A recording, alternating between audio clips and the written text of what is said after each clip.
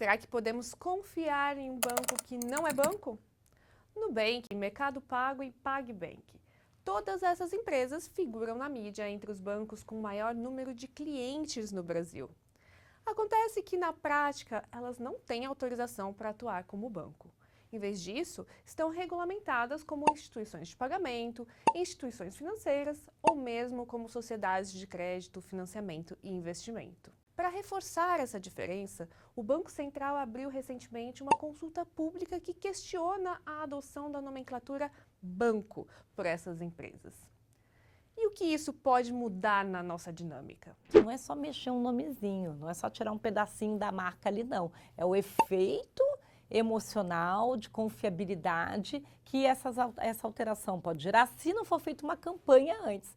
Esse movimento está acontecendo de muitas formas, em que nem sempre o banco agrega uma segurança, o nome banco agrega segurança, em alguns casos é o contrário, agrega conservadorismo e tal, e não modernidade, de maneira que eu acho que o fundamental é passar para o cliente, de alguma forma, se ele é supervisionado pelo Banco Central. Isso dá tranquilidade para o cliente, para ele saber que pode operar.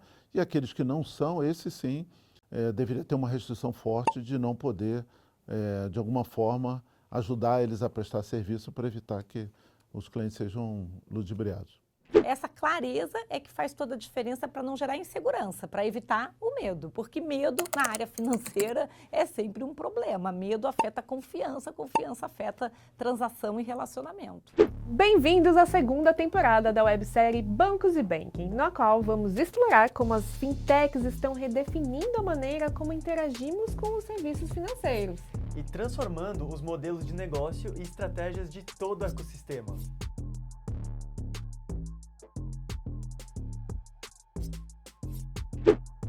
No episódio de abertura, você vai entender como os bancos digitais instituíram uma nova cultura financeira entre os brasileiros na última década. E compreender como estipular limites legais claros, a exemplo da limitação da nomenclatura banco, pode contribuir com a evolução da classe. Antes de começar, você já sabe, dá um like nesse vídeo e se inscreve no nosso canal. Assim você nos ajuda a espalhar esse conhecimento para cada vez mais pessoas. As fintechs chegaram ao Brasil há mais de uma década e inauguraram a sua primeira onda de transformação no ecossistema financeiro ao apresentar o conceito de banco digital, que não apenas introduziu uma transformação tecnológica, como provocou uma verdadeira revolução cultural no mundo financeiro. A burocracia deu espaço à agilidade e a acessibilidade se tornou um direito, não um privilégio. Com interfaces amigáveis e serviços centrados no usuário, esses bancos digitais estabeleceram um novo padrão e desafiaram as instituições financeiras tradicionais a repensarem suas estratégias e abordagens para se manterem relevantes em um mercado em constante evolução. Os bancos digitais surgiram das fintechs. O que é uma fintech? Uma empresa que presta serviços financeiros usando eminentemente tecnologia, ou seja, tecnologia intensiva. Os primeiros lá, Banco Original, Nubank, Neon, todos eram fintechs. O que está acontecendo no mercado é que cada vez mais os bancos tradicionais estão virando bancos digitais também. Então, neste momento, o conceito de banco digital acaba abrangindo toda a indústria financeira, porque tudo na indústria financeira está virando um serviço digital. Com a ajuda do Banco Central, que acompanhou as demandas da inovação e adaptou a legislação para criar um ambiente seguro e propício para o aumento da competitividade no mercado, os bancos digitais literalmente se multiplicaram. Porém, oficialmente, os bancos digitais não passam de uma figura popular. Afinal, não existe uma definição oficial para essa modalidade, o que dificulta a contagem das ofertas. Atualmente, não há uma definição legal específica para banco digital na legislação brasileira. O termo é utilizado para descrever instituições financeiras que operam predominantemente por meios digitais, sem agências físicas. No entanto, para oferecer serviços bancários, essas instituições têm que obter a autorização do Banco Central, conforme previsto também na legislação. Então, as autorizações do Bacen, que permitem a atuação dessas instituições, incluem bancos múltiplos, as instituições que podem operar com diversas carteiras, como comercial, de investimento, de crédito imobiliário, Sociedade de Crédito Direto, que é a famosa SCD, que aí são as fintechs, que realizam operações de crédito exclusivamente por meio de plataformas eletrônicas, usando recursos próprios. E temos também sociedade de empréstimo entre pessoas, que são as CEPs, que as fintechs que intermediam a operação de crédito entre os clientes, também por meio de plataformas eletrônicas. E, por último, as IPs, que são as instituições de pagamento. Vão oferecer serviços de pagamento com emissão de moeda eletrônica e credenciamento nos estabelecimentos comerciais. Então, cada uma dessas modalidades possui sua própria regulamentação estabelecida pelo Banco Central e pelo Conselho Monetário Nacional. Ainda que disputem a principalidade dos clientes com as maiores instituições do país, a maior parte dos bancos digitais atua como instituição financeira, de pagamento ou sociedade de crédito. Para o Banco Central, a indução a esse erro é fomentada pelos nomes sugestivos e marqueteiros associados ao termo banco ou bank. O detalhe parece não incomodar os clientes, que continuam apaixonados pelas facilidades dos bancos digitais. Mas, em fevereiro deste ano, o Banco Central abriu uma consulta pública que trouxe à tona uma polêmica dentro e fora do ecossistema. Os bancos digitais podem ou não se apropriar da nomenclatura, visto que não atuam como bancos propriamente ditos?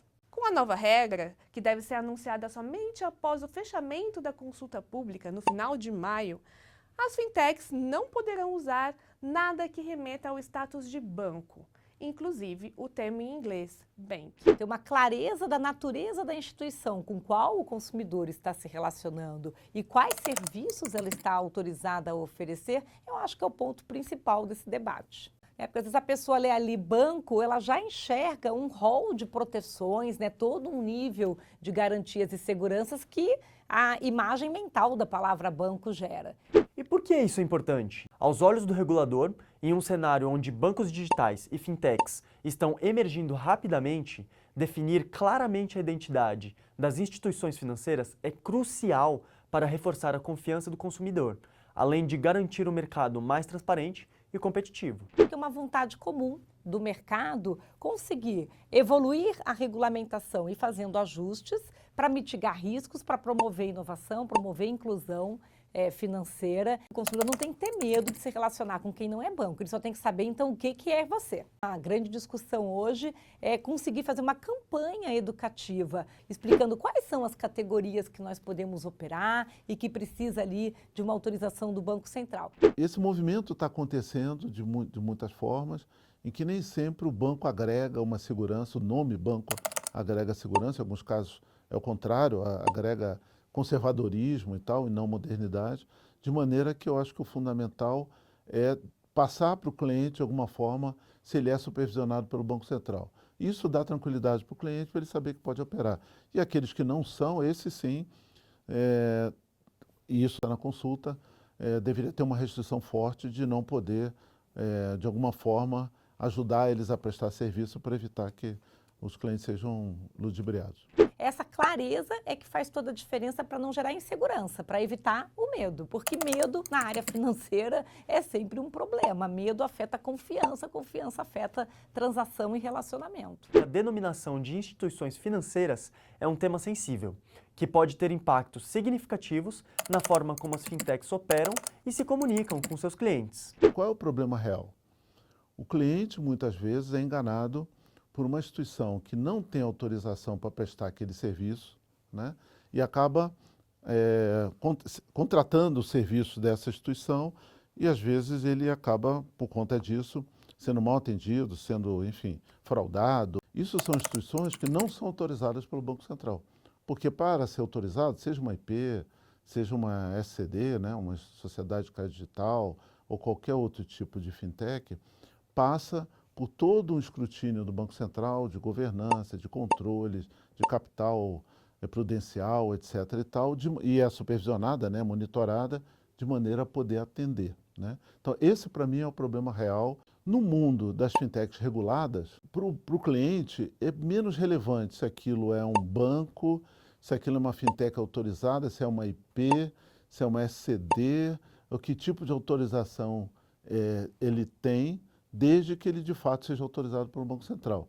Então, essa distinção neste nível de detalhe, eu acho que acaba confundindo mais o cliente do que ajudando, né? Para o cliente, ele interessa saber se o Nubank tem autorização de banco ou não. Ele sabe que o Nubank, como vários outros, presta um bom serviço, é autorizado, ele pode confiar, tem milhões de clientes, ele é bem servido. Usar ou não o nome é irrelevante para ele, por causa dessa mistura. Os bancos digitais, os bancos tradicionais, as fintechs, estão cada vez se integrando mais, né, para o cliente. E o que ele precisa saber é, eu posso confiar na instituição?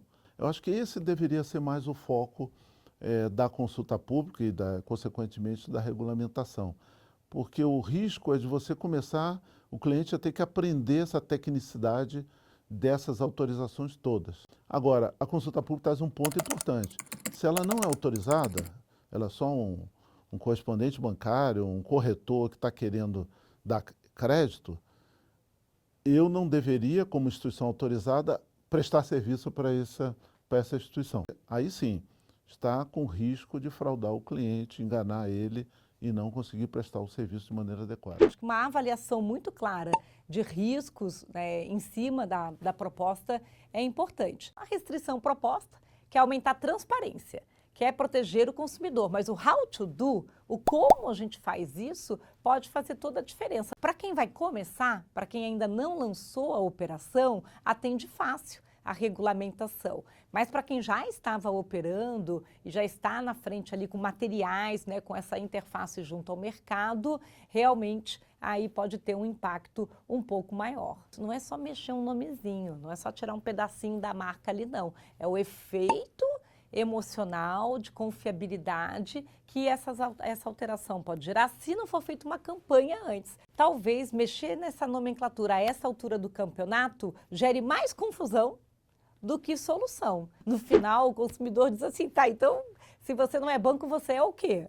Imagina uma entidade que antes usava o termo banco só por remover, perde clientes, que os clientes ficaram com medo, aquilo ali vai abalar sistema, é o ecossistema financeiro. Você não sacode só um, quando você sacode um, é efeito dominó, sacode todo mundo. Que caminhos que nós poderíamos ter, né? Será que a gente poderia incluir, né, uma palavra ali dentro do digital, quer dizer, fazer adicionar uma terminologia ao invés de remover? Se a gente achasse a nomenclatura que pudesse acomodar bem o que é ser banco digital, né, sem isso gerar confusão com um banco tradicional, seria o melhor caminho. A Associação Brasileira de Fintechs tem se posicionado de forma proativa, buscando dialogar com o Banco Central e com as demais partes interessadas para garantir que a regulamentação seja equilibrada e promova a inovação no setor financeiro. Leandro, estamos trabalhando nesse assunto, estamos estruturando a argumentação, enfim. É importante dizer que a consulta pública é um instrumento transparente, né? E o nome já diz, é público, mas independente disso, o Banco Central é aberto, tem uma agenda de discussões e, em geral, se consegue chegar no melhor termo para a sociedade, né? Não necessariamente prevalece o que a BFintech pensa, e não é para ser assim mesmo, mas, de forma geral, se consegue um equilíbrio que se protege a sociedade e não prejudica a competição, que é esse o objetivo do Banco Central, no final das contas. Apesar das questões legais em aberto, o fato é que, com o passar dos anos, os bancos digitais conquistaram seu espaço ante o consumidor e se instituíram como parte da cultura financeira do brasileiro. Uma pesquisa do Bank of America, em março deste ano, mostra que 67% das pessoas ouvidas concentram seus depósitos em contas de neobancos e 57% possuem algum produto de crédito em banco digital. A ascensão está justificada em vários fatores, incluindo a conveniência para os clientes, mudança no comportamento do consumidor, a inovação tecnológica e a redução de custos operacionais. Tradicionalmente, né, bancos no passado sempre se viu como uma solução bastante robusta, bastante completa, mas dependente de gerente, agência, enfim, meios que poderiam de alguma forma, dar um atendimento adequado para o seu cliente. Então, tem que ter uma capilaridade para poder prestar um bom atendimento, né? O Banco Digital veio justamente da digitalização do mercado e que começou a ter a capacidade de prestar o mesmo serviço, porém de forma digital. Então, ele rompeu com o paradigma de você precisar ter milhares de agências para poder servir toda a população, ter mainframe, ter papel e tal, porque ele começou a conseguir tanto validar se o cliente existe mesmo, se aquela documentação é verdadeira, para poder aceitar ele como cliente, conseguir validar a renda dele e várias outras verificações, mesmo sem que ele estivesse indo na agência, mesmo que você não tivesse o contato físico. Então ele começou com a digitalização, claro, com a tecnologia embarcada, com o mobile phone, né, com vários outros recursos, ele conseguiu então romper esse paradigma e prestar de maneira centralizada, com muita eficiência, né, com muita tecnologia, conseguiu prestar esse serviço. É claro que é um rompimento muito grande, né, para um modelo que precisava ter bilhões de reais para poder existir de maneira robusta, para um modelo centralizado que você aplica a tecnologia e consegue escalar até globalmente, né?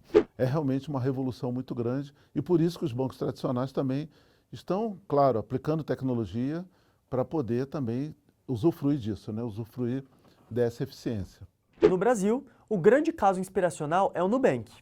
A fintech nasceu em 2013 e hoje é considerada a maior banco digital do país, tendo ultrapassado o número de clientes do Itaú no ano passado. Além dele, outros bancos digitais se destacaram pelo número de clientes. Com tamanho potencial, não é difícil entender por que o Brasil vivenciou uma crescente onda de novos bancos digitais no mercado. Esse movimento foi, inclusive, impulsionado pelo próprio Banco Central, que se concentrou em criar um ambiente competitivo para elevar a qualidade do serviço oferecido. O Banco Central tem adotado diversas medidas para incentivar a inovação financeira e a inclusão no sistema financeiro nacional. O Brasil, inclusive, é líder nesse aspecto. Então, a gente tem criação de modalidades específicas, né? Então, a instituição das SCDs e das CEPs permitiu que as fintechs pudessem atuar de forma regulamentada no mercado de crédito, promovendo maior concorrência e inovação.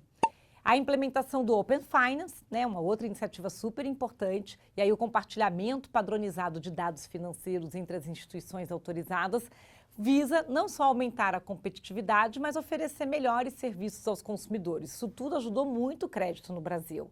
E aí o estabelecimento das sandboxes regulatórias, né? Claro que um regulador também tem que testar, conhecer a tecnologia. Então, ambientes controlados, onde as fintechs podem testar essas inovações com a supervisão do Banco Central, para que depois não saia uma regulamentação que não tem nada a ver, que não funciona, que não está com adequação técnica. E aí isso permite ajustes regulatórios conforme o próprio mercado vai avançando e evoluindo. Então, essas iniciativas contribuíram muito para o crescimento dos chamados bancos digitais, aí ampliando o acesso a serviços financeiros e estimulando a inovação no setor. Obviamente, nem todas as iniciativas tiveram sucesso. A questão da monetização do modelo foi, nos últimos anos, alvo de questionamentos e motivação para uma mudança no cenário, que, ao que parece, tem conseguido reverter com o aumento do engajamento da base e elevação do ticket médio com ofertas de serviços que incluem crédito, cartões, marketplace e seguros. Por outro lado, casos recentes de bancos digitais envolvidos em esquemas de lavagem de dinheiro de facções criminosas despertaram a atenção para a necessidade de se evoluir na regulação.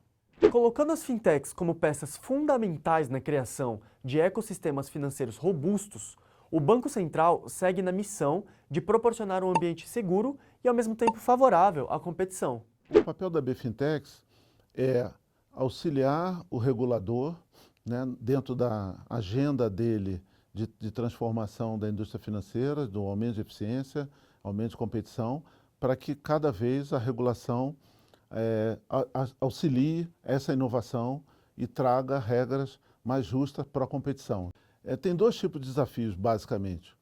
Um é quando vem uma nova regulamentação ou surge uma nova tecnologia, ou seja, mudou o ambiente competitivo e ela é obrigada a se transformar, ela é obrigada a se adaptar, por exemplo, uma exigência maior de capital, uma necessidade de incorporar algum controle ou uma nova tecnologia. Então, esse é um desafio para ela. Muitas fintechs são pequenas ainda, né? Estão trabalhando para escalar, então qualquer mudança é um desafio para ela. Mas é também uma oportunidade É quando surge uma nova regulamentação ou uma nova tecnologia que, em geral, quando ela encara esse desafio, consegue enfrentar ele e superar, ele cresce muito mais rapidamente, né? O outro tipo de desafio é quando ele vai escalando, quando ele vai crescendo, né? Em geral, o fintech começa com uma solução específica, sei lá, uma conta pré-paga, né? Um wallet, um crédito, alguma coisa assim. E para ele escalar, ele vai ou entrando em outros nichos ou aumentando o portfólio de produto, o que vai aumentando a complexidade. Então, aí é um novo tipo de desafio em que administrar tudo isto no meio de um crescimento acelerado. As fintechs têm muitos desafios, né? Mas a mentalidade da fintech é que cada desafio, na verdade, é uma oportunidade. Enquanto isso, o mercado se adapta às novas necessidades do consumidor e avança nas parcerias para se acomodar rapidamente às mudanças tecnológicas. Se, por um lado, a fintech pode ter assim, uma solução bem otimizada, com muita tecnologia, orientada para cliente, extremamente conveniente, porque ela é totalmente digital e desenhada para uma necessidade específica, o banco, do outro lado, tem milhões de clientes, tem capacidade de investir fortemente, tem toda uma estrutura de governança e que a união dessas duas soluções, ou seja, um banco se servir de uma solução de uma fintech e a fintech poder, de alguma maneira, usando a capilaridade do banco, a capacidade dele de originar clientes, podendo acessar a base de clientes, é um modelo vencedor para ambos. E claro, e toda essa mentalidade que as fintechs trouxeram de ser totalmente orientado para cliente, sendo ousado em incorporar novas tecnologias, os bancos também vão aprendendo e incorporando isso, então também beneficia os bancos de mudar esse mindset que antes era bem conservador, por conta dos legados, né, de toda a infraestrutura e tal, e com isso também eles evoluem muito rapidamente. Então, é um ganha-ganha, não tem a menor dúvida, é totalmente complementar. Se esse assunto é do seu interesse, não se esqueça de se inscrever no nosso canal e ativar o sininho para saber todas as atualizações sobre essa websérie. No próximo episódio, vamos explorar o poder do crédito inclusivo e entender o papel das fintechs nessa revolução. Não perca! Até mais!